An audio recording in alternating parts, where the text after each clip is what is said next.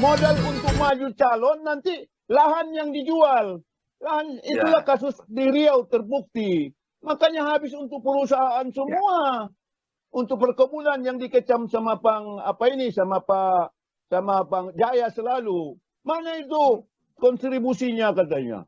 Mana lawan oligarki?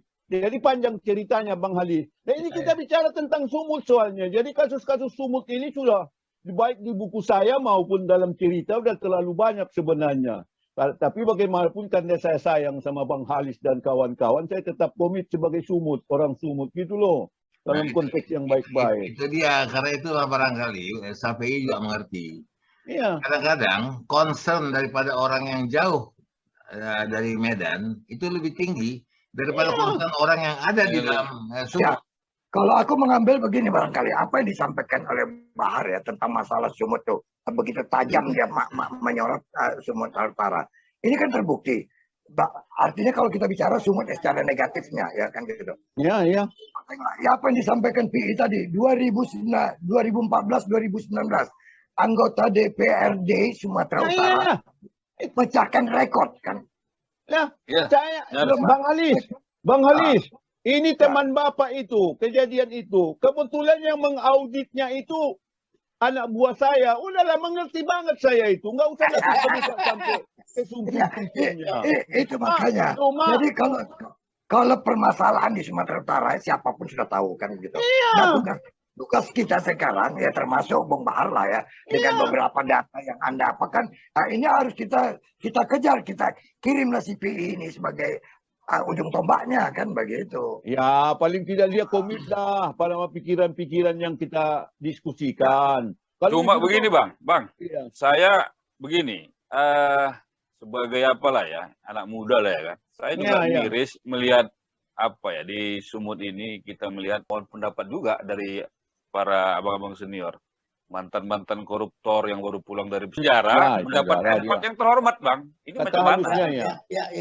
Ini bagaimana kita menyikapinya itu? Bahkan kita melihat mendapatkan porsi-porsi juga diberikan tempat, ya kan? Bahkan ada satu lembaga resmi di Sumatera Utara itu yang isinya mereka, saya tidak bisa menyebutkan itunya, mantan-mantan koruptor itu berkumpul di situ. Nah, ini ada apa sebenarnya? Sebelum Anda berbicara jauh, saya pun termasuk seperti itu barangkali kalau you lacak nanti. Walaupun saya tidak pernah melakukan, demi Allah, apa yang dituduhkan. Jadi persoalan itu sebenarnya sepanjang dia tidak menyalahi hukum, Anda tidak bisa mempersoalkan. Dia sudah dipenjarakan. Dia jangan lagi Anda stigma baru lagi Anda ciptakan. Persoalannya bagaimana ke depan kita berbuat lebih baik. Itu aja. Kalau perdebatan itu panjang kita nanti. Undang saya soal itu. Saya di PPK. Saya pernah jadi di pesantren. Tapi saya tidak melakukan apa yang dituduhkan. Jadi bisa saya cerita semua. Oligarki, udah. Anda buat diskusi terbatas saja. Nanti undang saya. Saya akan cerita garis besarnya. Jadi Anda jangan menciptakan stigma baru sepanjang dia tidak menyalahi hukum. Itu Anda nggak bisa bendung. Hukum yang paling paten di Sumatera Utara ini cuma hukum cerup Bang. Itu yang diakui. Tapi barangkali begini Bahar, ya dimaksud oleh apa tadi, stigma hukum tadi itu, mungkin stigma hukum etika, kan begitu itu ya Bang. Iya, betul tuh Bang, etikanya. Kita menyayangkan. Etika itu nanti memang, itu kan kalau Anda tidak suka, you hindari. Paling itu aja etika kan. Iya, tapi kan atau perlu diamati juga. Kalau juga mantan narapidana, harus diperhatikan lah.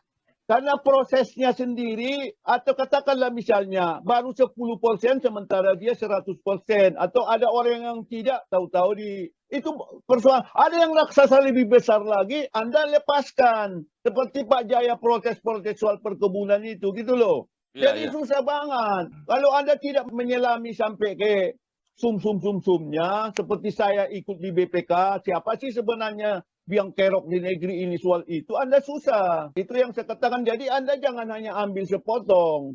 Kalau Anda barangkali sama dengan masyarakat kita. Kalau ada koruptor, duitnya segudang disodorkan ke Anda. Ini duit korupsi. 10 tangan sebagian orang menerima itu. Apa yang mau kita ngomongkan? Mungkin kita juga begitu. Gitu loh. Aku juga melihat begini, mungkin apa yang dilakukan oleh KPI ini bukan hanya dalam potensinya sebagai orang KIP. Dia kan wartawan, dia kan Iya. redaksi dari satu surat kabar juga. Nah, mungkin kontrol sosialnya di situ, Pi. Iya bang, saya begini bang. Kau kan bekas pemimpin redaksi. Iya. Saya di Portibi itu dengan Bang Manahan Lubis 14 tahun. 2002 saya masuk sebagai wartawan di harian Portibi bersama Bang Manahan. 2016 saya keluar, baru saya pindah ke harian Orbit bersama Bang Masin. Sempat ketemu Atmadi? Saya masuk 2002, Pak Atmadi sudah tidak di situ, tapi di lapangan saya sering ketemu. Jadi masalah media atau apa ya, saya lebih banyak belajar dari Bang Manahan, walaupun dia dikenal dengan preman ya kan. Nah iya kan susah kan, memperdebatkan itu kan susah. Tapi ada satu hal. Jadi begini, Safi, kalau dalam dunia kewartawanan, kalau aku melihat tidak siapa yang menyuruh aku, tapi aku ya. Kalau begini, almarhum Pak Said waspada, sewaktu aku masih di bawah asuhan dia pernah mengatakan bahwa setiap wartawan itu harus memupuk rasa curiga. Ah, itu deh bang.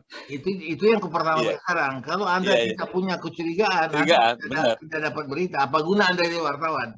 Ya kalau gitu kita yang curiga. Ya betul. Kenapa dia tidak curiga ya? Iya, kita yang curiga.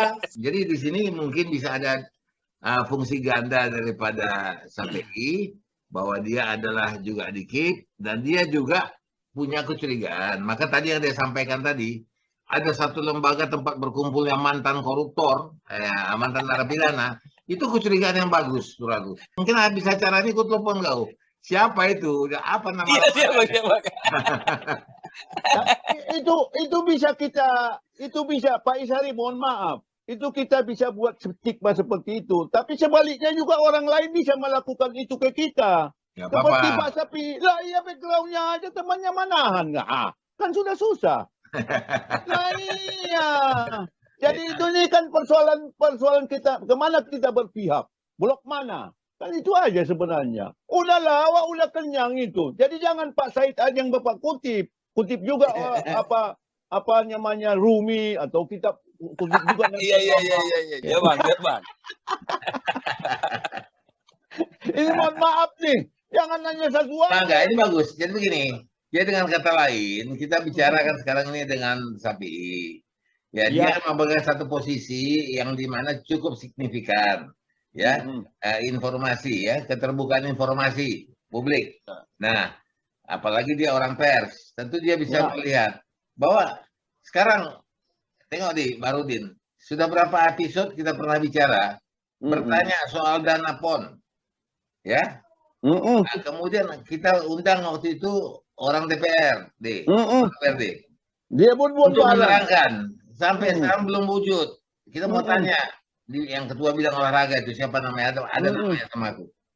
Ya waktu itu saya masih di Batam bang, saya masih mau naik pesawat. Iya. Banyak lah. Artinya dia buang badan, ada yang buang badan, ada yang persoalannya begini. Saya senang Pak Sapi ini mungkin untuk mengingatkan. Jangan seperti sebagian besar hanya mikir diri sendiri gitu loh. Kalau hanya mikir diri sendiri ya udah nggak bisa berbuat apa-apa. Itu aja. Saya sebenarnya sangat senang sekali karena masih ada orang-orang yang peduli dengan sumut ini kan begitu. Iya. Makanya kalau Anda nggak gembira ya kebangetan, kita udah capek-capek. Saya sangat senang sekali Bang Is. Makanya semalam disampaikan Bang Edi Sormin ya, saya siap saja. Apalagi kan Bang Is latar belakang pers, ya kan? Ya udah sama-sama. Tambah saya, kita kan belum berkenalan. Iya Bang. Kalau Bang Khalis ini ya, semua udah diwawancarainya nih. Di Prapanca sekarang apa kan? Kadang main di Waknur, kadang main di Tiara kan? Bang Khalis ini ketua di mana-mana lah. Mana-mana dia ketua dan ketuaan. Udah memang dasar tua udah ya kan gitu ya. Aku kan mendengarkan tadi nih perbincangan kita tentang dana pon kan gitu ya. Ini kan ada dua pilihan barangkali. Apa yang disampaikan oleh KPI tadi ya tentang bancaan dana yang sebesar 2,7 triliun untuk infrastruktur kan gitu. Maka sekarang pemerintah provinsi mungkin akan timbul suatu kebingungan. Ya, bicara tentang gengsi masalah PON, bicara tentang kebutuhan masyarakat, bicara tentang infrastruktur. Yang mana yang mau diprioritaskan dengan bongkahan kecil begini kan gitu. Itu menurut aku. Kenapa kita terlalu apa sekali dengan dana PON gitu? Saya pikir Bang, PON itu kan marwah kita, Bang. Nah, itu tuh. Kalau Nah, kan bicara kalau marwah ya. iya, kalau nggak beres PON ini malu juga kita, bukan gubernur aja yang malu, Bang. Kalau kebutuhan tentang infrastruktur, nah itu bagaimana pula? Mana yang lebih prioritas? Apakah marwah itu yang mau kita pertahankan atau apa? Ya, dua-dua, Kan dua-duanya. di HPI tadi sudah bilang infrastruktur itu 2,7 kan itu kan baru rencana kan? Itu tersendiri dong. PON tersendiri dong Sendiri. Bang Halis. Iya. Tapi persoalannya Bang Halis bukan di situ. Abang orang Medan, hanya di Medan. Paling-paling ke Jakarta. Kalau kayak anak Cilimpuan, pergilah dulu ke Barumun sana. Wah, infrastruktur itu. Masya Allah. Justru itulah yang lebih prioritas kan 2,7 itu Iya. tadi. Jangan hanya Infrastruktur. jalan-jalan di Medan. Ya, daripada bicara tentang masalah apa. Kan memang tujuannya kan 2,7 itu Ya. untuk infrastruktur Sumatera Utara kan begitu ya. Ya. Sedangkan kalau PON itu kan hanya paling-paling masyarakat Medan yang menikmatinya. Oh, enggak juga. Semua orang Sumut akan bangga. Dan Aceh. Jangan dianggap tidak bangga. Hanya kebanggaan. Mana mau kita kepuasan daripada kebanggaan. Bukan. Persoalannya terpisah itu. Kalau lebih senang puas lah daripada bangga kan begitu. Bukan, Bang Halis. Itu kan Ya. tersendiri anggarannya. Anggaran infrastruktur Ya, sendiri. itulah makanya pengusulannya itu kan mesti pakai jenjang juga. Kalau di DPR bagaimana mengapakannya kan? Jadi sebenarnya bisa lah kita saja lah sebagai di MPC ini, beberapa orang. Kita mengajukan kepada KIP nih, kepada Stafi Sitorus. Tolong dulu, kami ingin informasi tentang penggunaan dana PON. Bisa ya, Pak? Begitu ya? Bisa, Bang.